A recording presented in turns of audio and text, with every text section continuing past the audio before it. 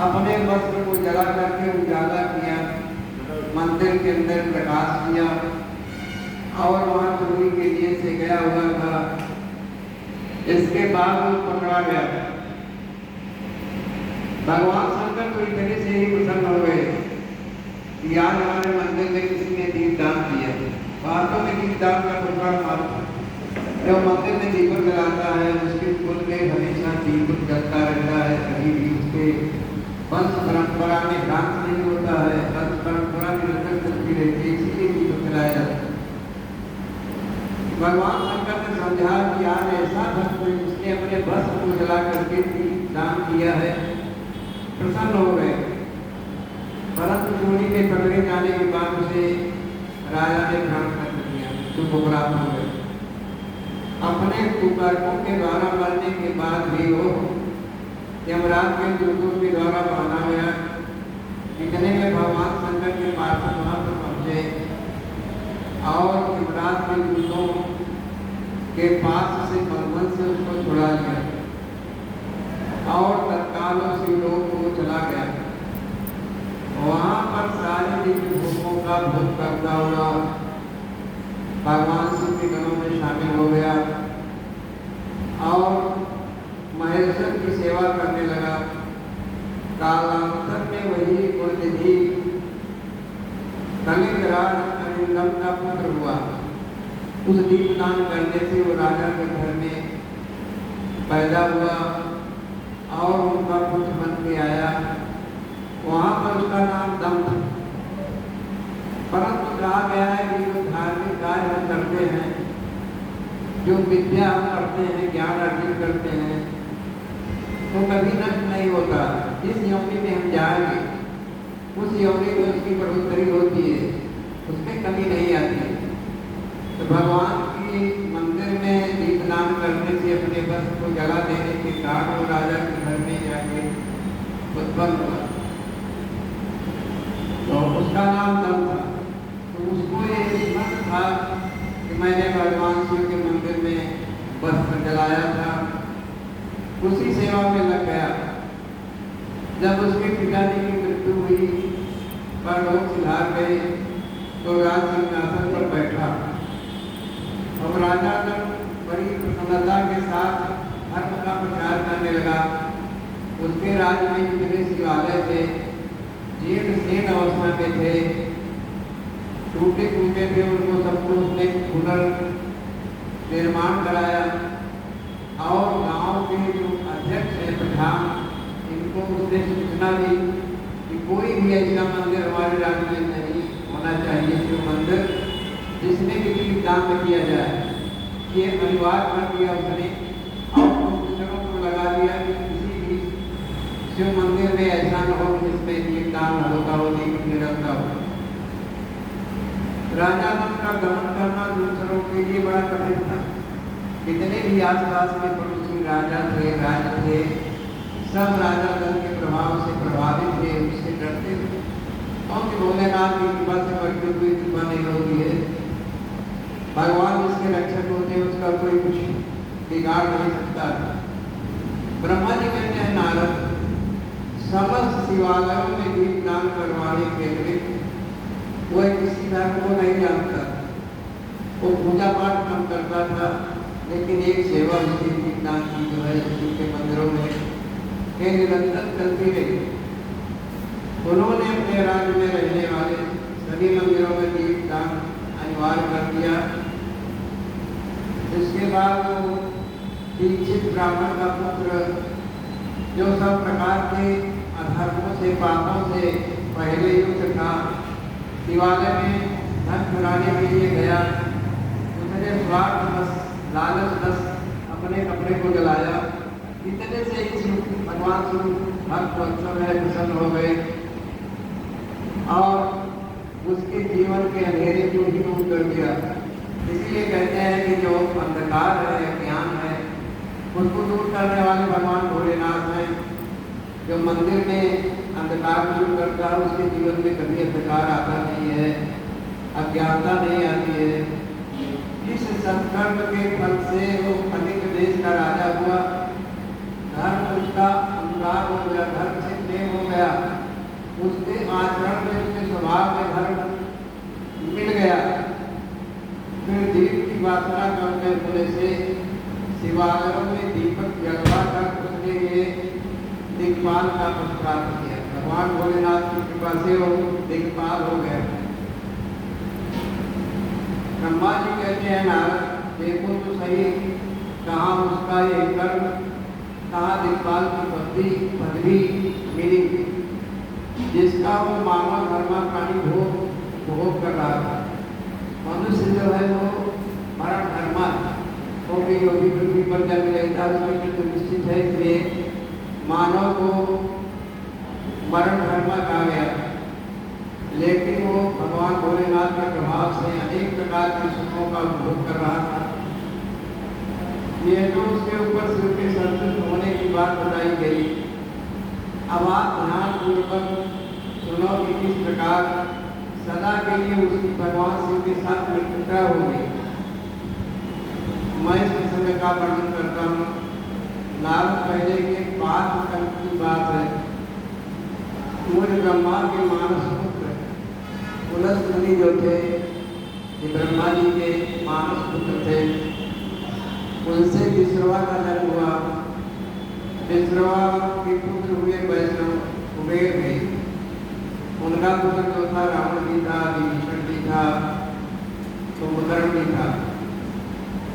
विश्रवा के पुत्र वैष्णव कुबेर हुए। उन्होंने पूर्व काल में बड़ी ऊंची तपस्या करके 1000 वर्ष तक निराहार रह करके, जल का परित्याग करके, वायु के सहारे तपस्या करते रहे। निर्णय महादेव की आराधना करके विश्वकर्मा की बनाई हुई इस अलकापुरी का भोग किया। अलकापुरी जो राजधानी है कुबेर की है, वहाँ पर कुबेर राज्य करते हैं, जो देवताओं की कोषाध्यक्ष है। कुबेर के रूप में अत्यंत उत्साह तपस्या करने लगा। आप देखिए कि दीपदान मार्ग से मिलने वाली शिव भक्ति के प्रभाव को जान करके वे शिव जी काशिकापुरी में गया, काशी नगरी में गया, और वहाँ पर प्राण निरोध रूपी वायु सूर्य स्थान में निश्चल भाव से प्रकाशित है।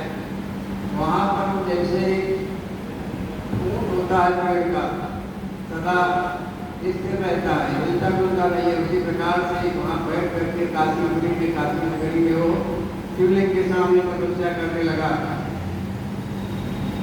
ऐसे शिवलिंग की प्रतिष्ठा करके वो तब तक तपस्या में लगा रहा जब तक उसके शरीर में केवल अस्थि और चर्म रह गए। मांस जो था सब समाप्त हो गया था। जीवन तो भगवान के हाथ में होता है, जीवन उसका था। 10,000 वर्ष तक उसने तपस्या की। जिसके बाद विशालाक्षी पार्वती जी के साथ भगवान विश्वनाथ कुबेर के पास आए। उन्होंने अलकापुरी की ओर देखा और कहा, मैं वर देने के लिए आया हूँ, तुम अपना मनोरथ बताओ, तुम्हारी इच्छा क्या है, जो तुम्हें अच्छा लगे वो वरदान हमसे प्राप्त कर सकते हो। तब कुबेर भगवान भोलेनाथ की तरफ देखने लगे। ये वाणी सुन करके तपस्या के धनी कुबेर ने जब आँख खोल करके देखा तो वही अपने सामने उमा वल्लभ भगवान श्री कंठ सामने दिखाई दी। इतना प्रकाश था, कोटि सूर्य समप्रभ। कुबेर की आंखें समझिया गई, इस रूप को देख नहीं पा रहे हैं और भगवान से प्रार्थना करते हैं कि भगवान हमें ऐसी दिव्य दृष्टि कीजिए जिससे मैं आपके स्वरूप को देख सकूं। इसी प्रकार से जब अर्जुन को भगवान ने विराट रूप दिखाया था तो इतना प्रकाश था कि अर्जुन देख नहीं पा रहे। तब भगवान से प्रार्थना करते हैं कि भगवान इतना आपका तेज पुण्य है, इतना प्रकाश है कि मेरी आंखें जो है आपको देख नहीं पा रही, मुझे दिव्य दृष्टि प्रदान कीजिए। तब उनके प्रभाव से, भगवान के प्रभाव से, शिव जी के प्रभाव से कुबेर ने उनका दर्शन किया। अविरल के नीचे से सिर से लेकर नख तक दर्शन करते रहे। उदय कालीन सूर्य के समान तेजस्वी थे। मस्तक पर चंद्रमा विराजमान था। चांदनी को बिखेर रहा था। उनकी आंखें समझा गई। कुबेर की बात को सुनकर के भगवान शिव ने कृपा करके उन्हें देखने की शक्ति प्रदान की, दृष्टि दी। तब यज्ञ गर्त के उस पुत्र ने, जो कुबेर था, आंखें फाड़ फाड़ करके पार्वती को देख लिया। उसकी पार्वती की सुंदरता को देखकर के उसके अंदर काम वासना जाएगी और उसके मन में विकार आ गया। वो सोचने लगा कि ये इसने कौन सी ऐसी तपस्या की कि सर्वांग सुंदरी पत्नी को ये प्राप्त किए हुए। जब अपना पार्वती जी की तरफ इस तरीके से देखता रहा रूप दृष्टि से, पार्वती जी को क्रोध आ गया। पार्वती जी ने सीधे कहा कि प्रभु देखिए मुझे किस प्रकार की दृष्टि से देख रहा है, हम मुझसे सहन नहीं होता, मुझे कोई शक्ति प्रदान करिए, मैं तत्काल उसको भक्त कर। पार्वती जी ने जैसे ही देखा कुबेर की बाई आंख खुल गई।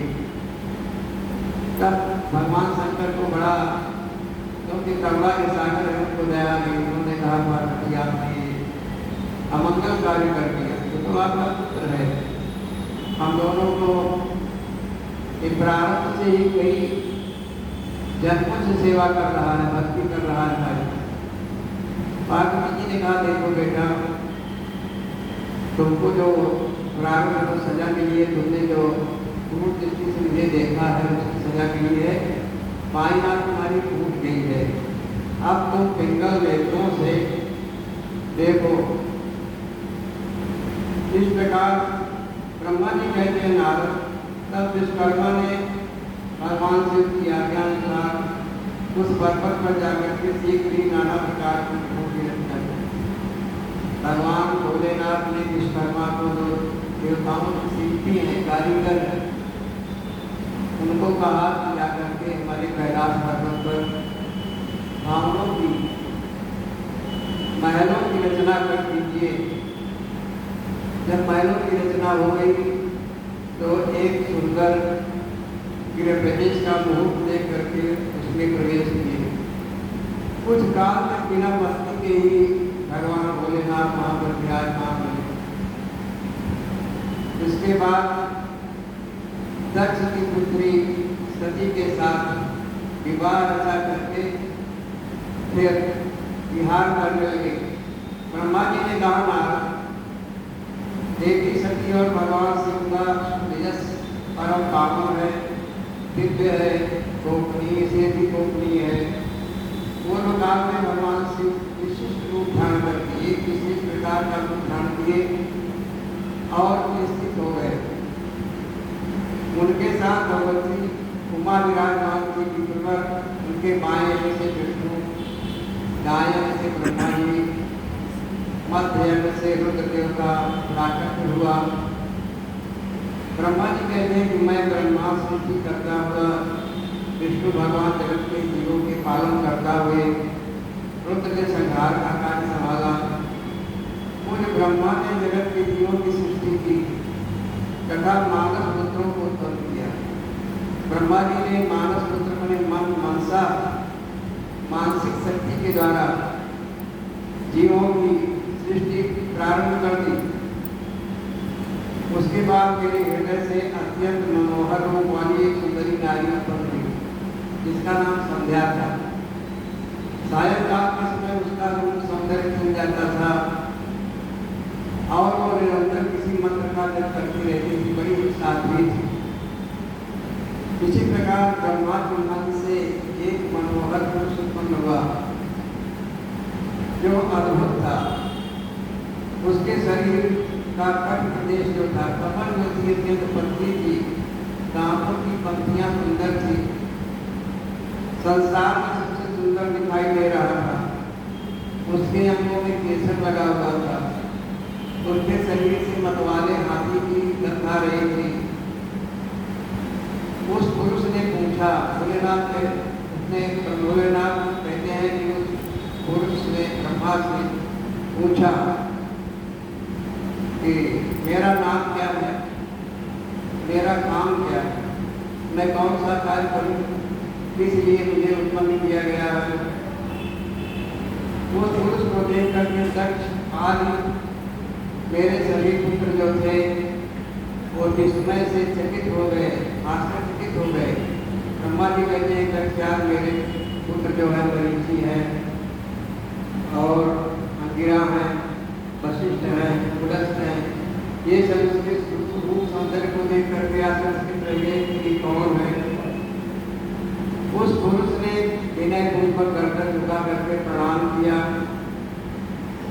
ब्राह्मण मुझे अपने काम में लगाइए, क्योंकि विधाता आज आप ही से, आप सबसे ही माननीय हैं, श्रेष्ठ पुरुष है। ब्रह्मा जी ने कहा पांच पुरुष तुम अपने इसी स्वरूप में तथा उनके 5 बाणों के द्वारा जगत के जीवों के अंदर काम वासना जगाओगे, क्योंकि इस समय सृष्टि की रचना में हमारा सहयोग करो, इसलिए तुम्हें इस कार्य में लगाने के लिए मैंने उत्पन्न किया है। तुम्हारे 5 बाणों का सामना कोई भी देवता, कोई भी मनुष्य नहीं कर पाएगा। इस चराचर त्रिभुवन में देवताओं आज कोई भी जीव तुम्हारा तिरस्कार करने में समर्थ नहीं होगा। तुम छिपे तौर से प्राणियों के मन में प्रवेश करोगे, सदा स्वयं उनके सुख का हित मन करके सृष्टि का सनातन कार्य जो है निरंतर चलाओगे। समस्त प्राणियों का जो मन है वो तुम्हारे पुष्पमय बाण से आहत हो जाएगा, अद्भुत लक्ष्य बन जाएगा और तुम निरंतर से मतवाला किए रहोगे। तुम्हारे ठीक ठीक नाम क्या होगी इस बात को हमारे पुत्र बताएंगे। ब्रह्मा जी ने कहा। ब्रह्मा जी कहते हैं मुझे नारद मेरे अभिप्राय को, मेरे बात को जान करके मरीचि आज मेरे कुछ सभी मुनियों ने उस पुरुष का नाम रखा। ऋषि बोले तुम जन्म लेते ही हमारे मन को मथने लगे, हमारे अंदर जिज्ञासा प्रबल उठी, तुम्हारा नाम जानने की, तुम्हारे रूप सौंदर्य को देख करके हम अनुमान नहीं लगा पाए, इसलिए तुम मेरे मन को जब मथने लगे कि तुम्हारा नाम मनमथ है। और दूसरा नाम काम होता है, कामदेव होगा, मदन होगा, दर्पण कहलाओगे। ब्रह्मा जी ने कहा आदि प्रजापति जो हमारे पुत्र हैं, दक्ष हैं, वह ही पुरुषों में श्रेष्ठ हैं। तुम्हारी इच्छा के अनुरूप तुम्हें पत्नी प्रदान करेंगे। दक्ष ने कंदक से कहा कामदेव मेरे पसीने से उत्पन्न हुई ये मेरी कन्या है, जिसका नाम रखी है, तुम इसे पत्नी के रूप में ग्रहण करो तो तुम्हारी इच्छा अनुसार चलेगी और तुम्हारे संतान पृथ्वी में सहयोग करेगी। दक्ष पुत्री नदी को पार करके कामदेव को बड़ी प्रसन्नता हुई। दक्ष ने संकल्प पूर्वक कामदेव को सती का पाठ ग्रहण किया, विवाह कराया। ब्रह्मा जी ने कहा अब संध्या का चरित्र सुनो, जो संध्या हमारे मन से उत्पन्न हुई थी उसका फल, जिसे सुन करके समस्त जगत की नारियां अपने पार्थिव धर्म को धारण करेंगी। वो संध्या से पहले मेरी मानस बुद्धि थी, तपस्या करके शरीर को त्याग कर मैं श्रेष्ठ मेधा की पुत्री होकर अनंती के नाम से शिक्षा थी। संध्या नाम की जो कन्या थी, एक समय उसके मन में काम भावना जागी, जब उसकी आयु बहुत कम थी, उसके मन में विकार आया, तुरंत वो सचेत हो गई।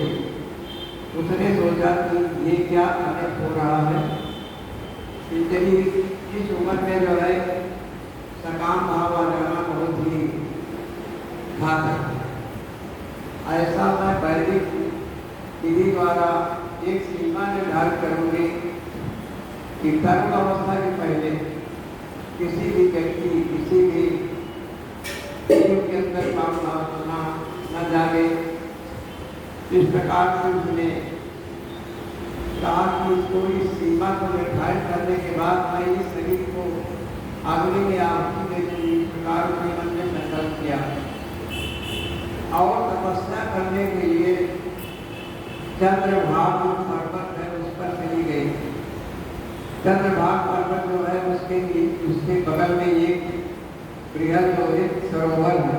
उस सरोवर के तट पर बैठ करके जबकि वो तपस्या की कोई विधि जानती नहीं थी, तपस्या किस प्रकार से की जाए उसके नियम के विषय में उसे ज्ञात नहीं था। फिर ये तपस्या करने के लिए निश्चय करके वहां पर गई। ब्रह्मा जी कहते हैं कि तब ब्रह्मा जी ने वशिष्ठ को बुलाया और वशिष्ठ ने कहा कि संध्या नाम की जो कन्या है जो हमारे मानसिक पुत्री के रूप में है वो चंद्रभागा नदी के पास में चंद्रभागा पर्वत है, वहीं पर एक बृहद लोहित सरोवर है, उसके तट पर बैठी हुई तपस्या करने गई है। उसे कुछ भी ज्ञान नहीं है, जा करके उसे शिक्षा दीक्षा दो जिससे कि उसकी तपस्या पूर्ण हो। तब वशिष्ठ जी वहाँ पर गए और वशिष्ठ जी उसको कहते हैं कि मनोरमे बताओ किस उद्देश्य से तुम इस निर्जन स्नान पर आई हो, कठिन तपस्या करने के लिए उद्यत हो, तैयार हो। तब उसने वशिष्ठ जी को देखा, उसके हृदय में संतुष्टि मिली। उसने कहा कि ब्राह्मण देवता मैं तपस्या करने तो यहाँ पर आ गई, लेकिन मुझे तपस्या साधना के विषय में कुछ भी ज्ञात नहीं है। तब वशिष्ठ जी ने कहा ठीक है, सबसे पहले तो तपस्या की विधि ये है मौन होकर के स्नान करो। स्नान करने के बाद भगवान का ध्यान करो और पूर्वाभिमुख होकर के तट पर बैठ करके आप भगवान भोलेनाथ का ध्यान करो और उनका जप करो। वशिष्ठ जी ने मंत्र बताया उनको, ओम शंकराय नमः। शंकराय कहा यह मंत्र बड़ा प्रभावशाली है। इस मंत्र से भोलेनाथ जल्दी से आपके ऊपर आपके सामने आएंगे और आपके ऊपर कृपा करेंगे। तब वहाँ पर संध्या जो है तपस्या में लग गई और तपस्या करते करते कई हजार वर्ष बीत गए। सबसे पहले तो वो निराहार लेकर के करने लगी तपस्या, उसके बाद तब घोषणा करके फिर उसको भी छोड़ करके जल पर आश्रित हो गई, जल को छोड़ करके वार भी करके रहने लगी। इस प्रकार से जब उसने भगवान भोलेनाथ का ध्यान किया तो भोलेनाथ प्रकट हुए। उन्होंने कहा पुत्री आज मैं तुमसे बहुत प्रसन्न हूँ, बोलो क्या वरदान मांगना है, जो कुछ आपकी इच्छा हो, जो आपके मन में मनोरथ हो उसको बताइए, अवश्य मैं पूर्ण करूँ। तब संध्या कहती है कि तरुण अवस्था के पहले किसी भी जीव के अंदर, किसी भी नारी के अंदर, किसी भी पुरुष के अंदर काम वासना न लगे, यही आपसे मेरी प्रार्थना है। ऐसा कुछ करिए जिससे एक सीमा निर्धारित हो जाए कि काम का उसके ऊपर प्रभाव न पड़े। तब भोलेनाथ ने कहा कि तुमने संकल्प किया है कि मैं इस शरीर से, जिस शरीर में मुझे काम वासना जागृत हो गई थी, शरीर को मैं अग्नि में आहुति दे दूंगी, तो वो तुम्हें स्मरण है कि नहीं? संध्या ने कहा मुझे स्मरण है, मैं शरीर को छोड़ दूंगी। इसके बाद भोलेनाथ ने कहा तुम्हारी तपस्या खत्म हो गई है। चंद्रभागा नदी कुछ दूर पर चल करके मेधा नाम की एक तिथि है, मेधा तिथि नाम के एक ऋषि है, वहाँ पर एक यज्ञ कर रहे। उस यज्ञ में जाकर के तुम अपने शरीर को आहुति दे दो, उस पुण्य में समा जाओ। ये शरीर जो है आप त्याग दो। तब और उनको मेरे प्रभाव से, मेरी कृपा से कोई देख नहीं पाएगा। बड़े बड़े ऋषि मुनि वहाँ होंगे, कोई देख नहीं पाएगा। तब वहाँ से संध्या जाती है और जा करके जहाँ पर एक कुंड था, मेधातिथि अपने और सहयोगियों के साथ यज्ञ कर रहे थे, आहुति दे रहे थे, उसी के तत्काल जा करके संध्या उसी में समाहित हो गई वो कुंड के अंदर। और अग्निदेव ने उसके शरीर को दिव्य शरीर प्रकट करके वहाँ से वापस कर दिया।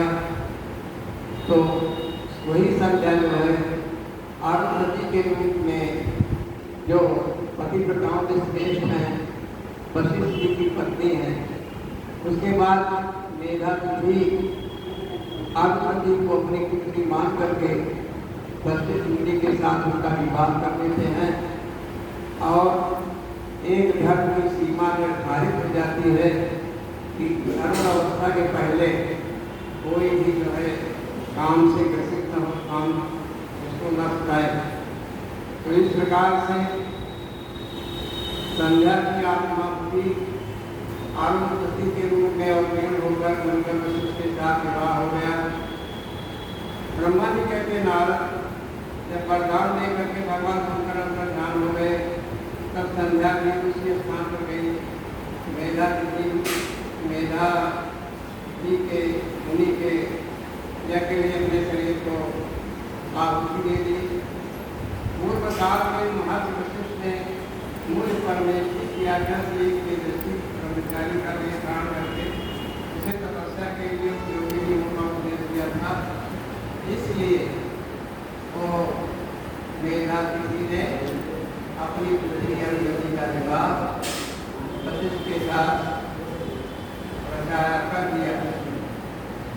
ब्रह्मा जी की आज्ञा से अब दक्ष के द्वारा मैथिली सृष्टि का आरंभ।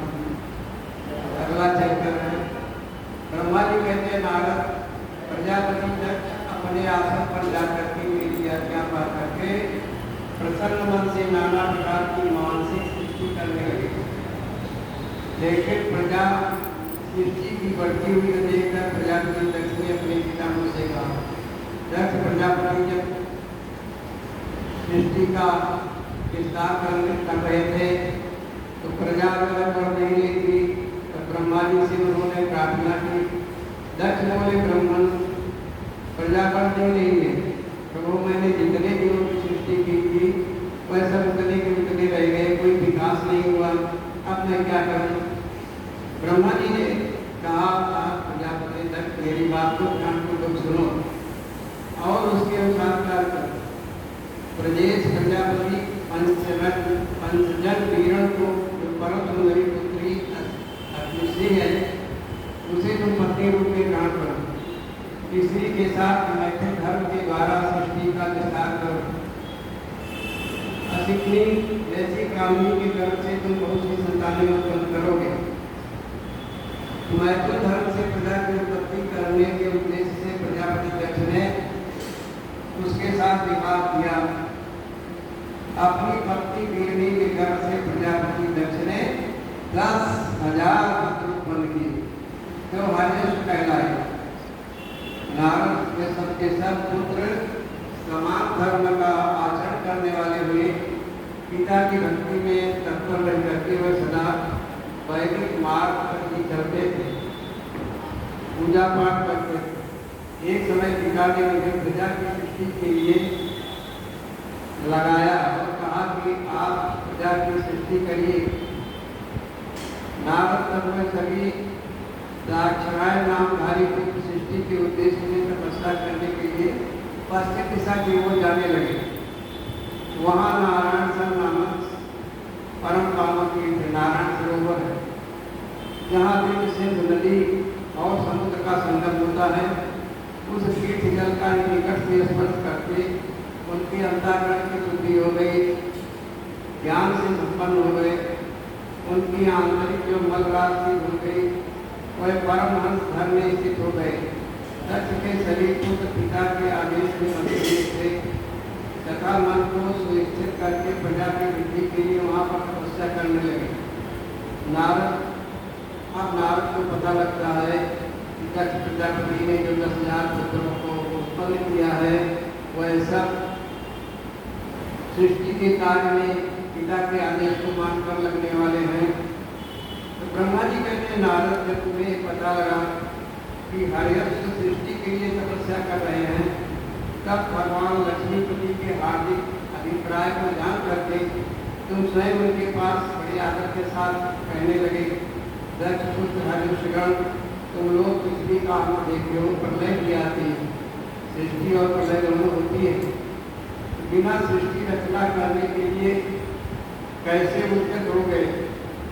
ब्रह्मा जी कहते हैं नारद, हरिषगण तपस्या से निरत हो गए, उठ गए और तुम्हारी बात में आ करके हुए बुद्धिमान तो थे ही, उस पर विचार करने लगे।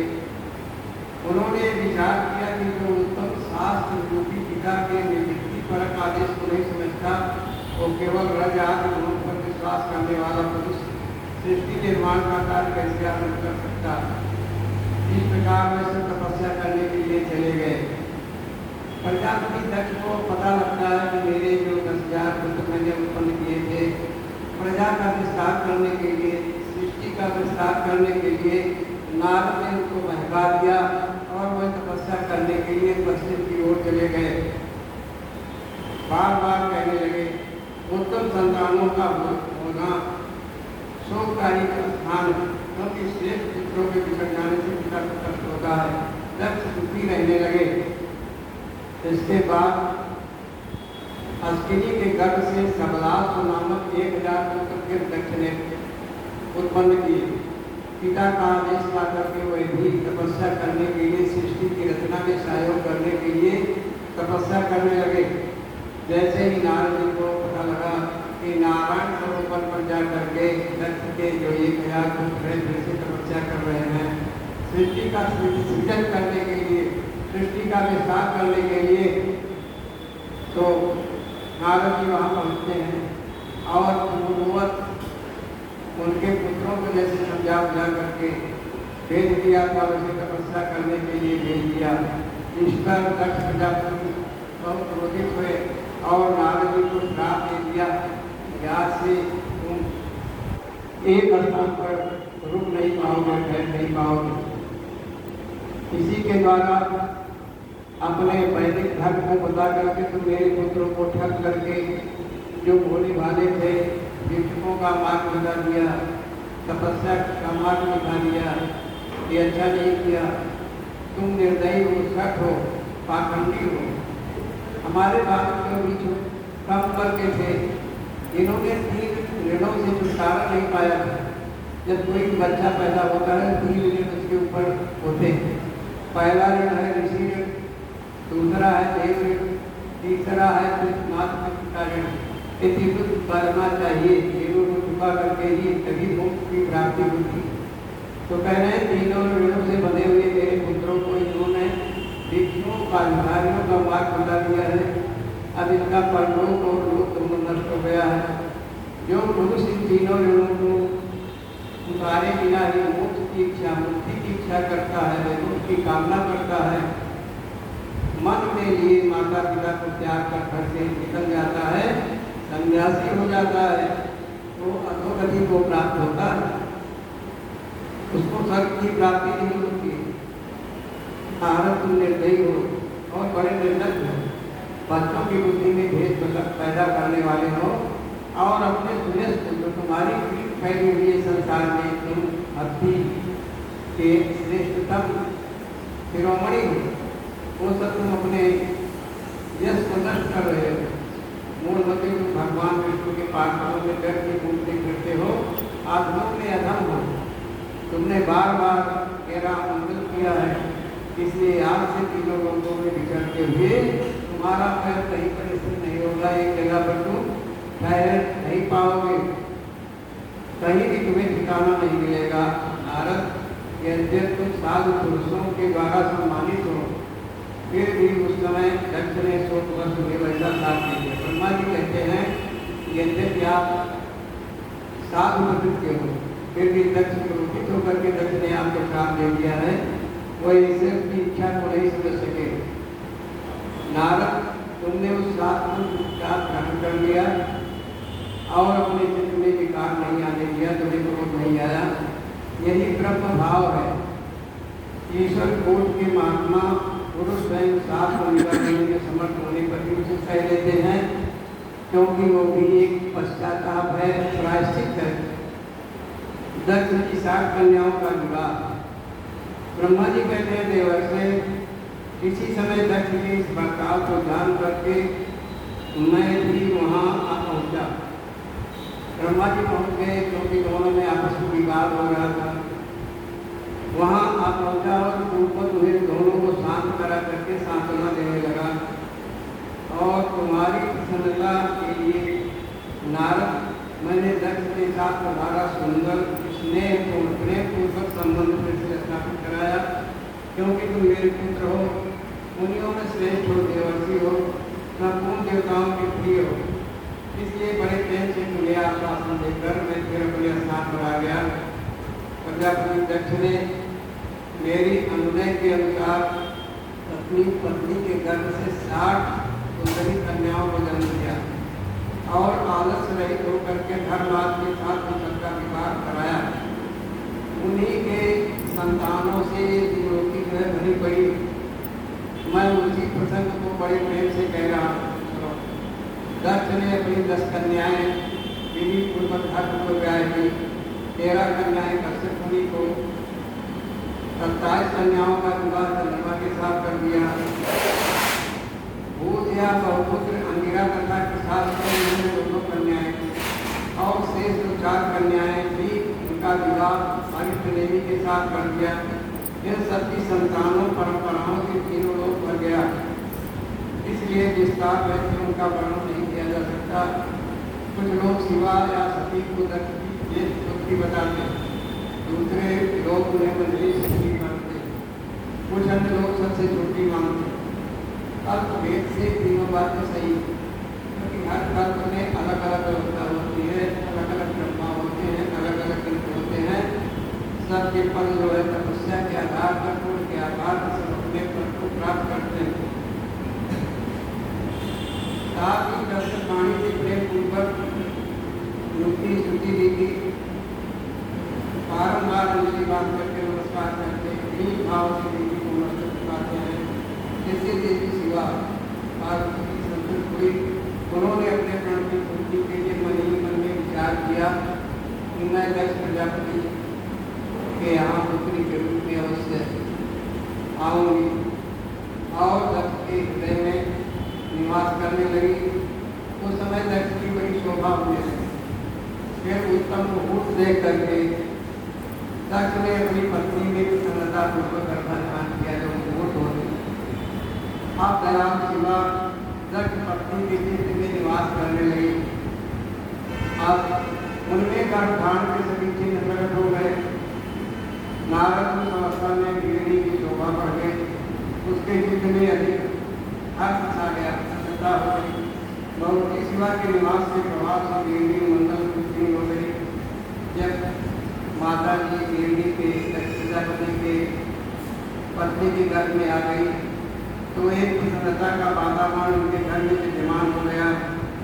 उस अवसर पर गिरणी के घर में देवी का निवास हुआ जान करके आज ललिता देवी के दर्शन के लिए, दक्ष प्रजापति की पत्नी के दर्शन के लिए आने लगे। सबको बड़ी प्रसन्नता हुई। उन सबने वहाँ आकर के जगदम्बा की समस्त लोगों का उपकार करने वाली देवी शिवा को बारंबार प्रणाम किया। वह सब देवता प्रसन्न होकर के प्रजापति देवते की भूल भूल प्रशंसा करने लगे और प्रशंसा करके उसकी स्तुति करके अपने अपने धाम को वापस चले गए। जब 9 महीना बीत गया तब लौकिक गति का निर्वाह करते हुए माँ भगवती 10वें महीने के होने पर पूर्ण चंद्रमा होने पर चंद्रमा तथा कारणों के अंत्येष्टा में मुहूर्त में देवी श्री गई अपनी माता के सामने प्रकट हुई। उनके अवतार देते ही प्रजापति दक्ष बड़े प्रसन्न हुए। महान उत्सव रचाया गया। साक्षात शिवा देवी के पुत्री के रूप में प्रकट हुई है। उस समय आकाश से देवताओं ने फूलों की वर्षा की, मेघ जल बरसाने लगे। इंद्र प्रसन्न हो गए, उन्होंने जल वर्षा करके स्वागत किया। सती के जन्म लेते ही संपूर्ण दिशाओं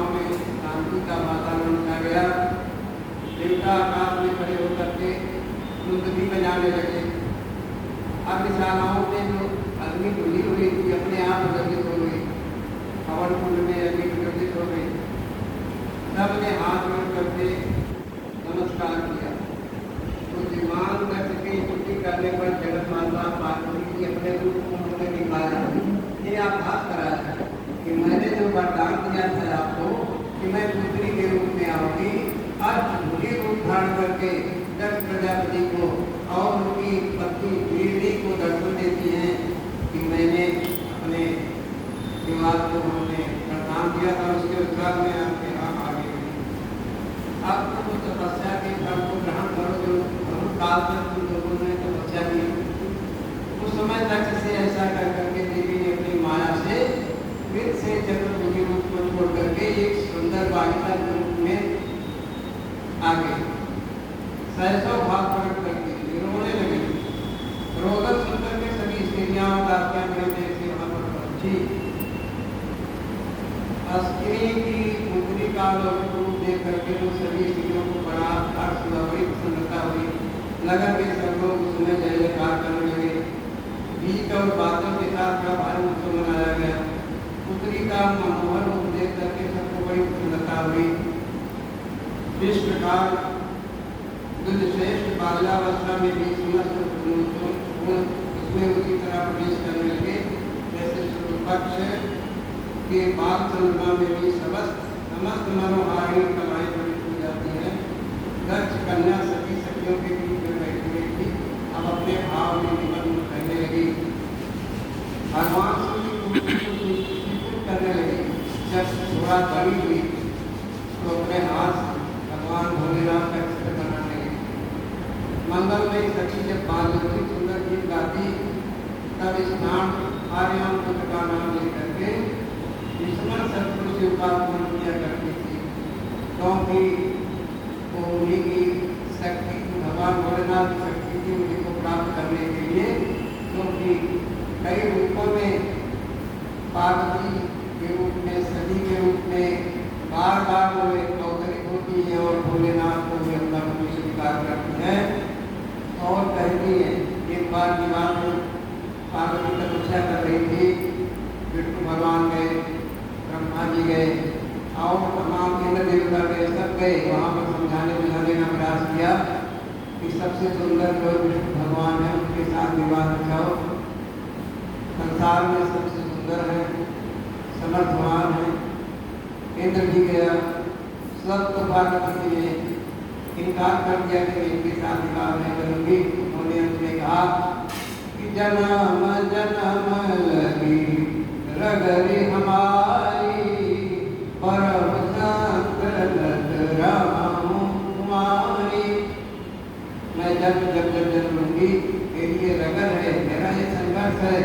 मैं भगवान भोलेनाथ को भी पति के रूप में प्राप्त करूंगी और किसी के साथ मैं अपना नहीं संबंध बनाऊंगी। इस प्रकार से जो भगवान भोलेनाथ हैं उनकी इच्छा अनुसार बाल्यावस्था में भी सती जो थी भगवान भोलेनाथ का चित्र जो है बनाती थी, उनके गीत गाती थी, उनके नाम का स्मरण करती थी। और सुंदर भगवान